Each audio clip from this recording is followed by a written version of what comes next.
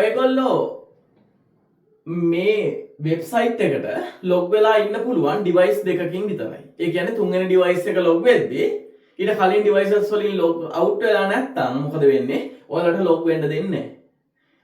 ඒ කියන්නේ ආ error message එකක් දෙනවා. ඔයා උපරිම යූස් කරන්න පුළුවන් ඩිවයිස් වලට වඩා වැඩි ප්‍රමාණයකින් ලොග් වෙලා ඉන්නවා කියලා. එතකොට ඔයාලා ලොග් අවුට් වෙන්න ඕනේ. ලොග් අවුට් වෙන්න කෙලින් මෙන්න මේ විදිහට ඩෑෂ්බෝඩ් එකට ආවහම ඩෑෂ්බෝඩ් එකේ පහළට යද්දී මෙන්න මෙතන තියෙනවා ලොග් අවුට් කියලා.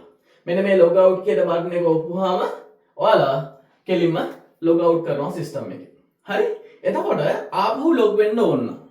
ආපහු ලොග් වෙන්න ඕන නම් මෙන්න මේක තමයි ඉන්ටර්ෆේස් එක. මෙන්න මේක ඉන්ටර්ෆේස් එක. මතකනේ ඔයාලට මේක ඉස්සලා ඕපන් වුණා. ඒකේ ඔයාලගේ එක්ක යූසර් නේම් එක එහෙම නැත්නම් ඊමේල් ඇඩ්‍රස් එක ගහන්න. මට පුරුදු වුණා මම ඊමේල් ඇඩ්‍රස් එක ගහන්න. පාස්වර්ඩ් එක අපි ගත්ත පාස්වර්ඩ් එක 1 2 3 4 5 කියලානේ අපි දැම්මේ. ඊට පස්සේ මෙතනින් ඔයා මෙන්න එයා ජෙනරේට් කරලා දෙන නම්බරේ මොකක්ද කියලා ගහන්න ඕනේ. ඒ කියන්නේ ඔයා කම්පියුටර් නෙමෙයි හියුමන් කෙනෙක් කියලා වෙරිෆයි කරන්න ඕනේ. එතකොට මෙතන ඉන්නේ 10නේ.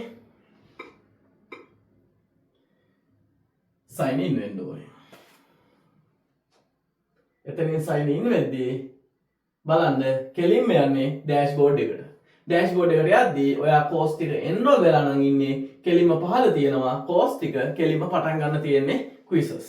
බොහොම ඉක්මනින් වැඩේ පටන් ගන්න පුළුවන්. පැහැදිලිද? හරි. මේ විදිහට තවත් විස්තරයක මම ඔයාලව හම්බ වෙන්නම්. කොහොමද Zoom meeting එකට සහභාගී වෙන්නේ කියලා ඉදිරියේදී. දැනට මේ විදිහට log වෙලා Zoom meeting දවස් වෙනකල් question වලට උත්තර දීමේ අවස්ථාව ඔයාලට දීලා තියෙනවා. බොහොම ස්තුතියි.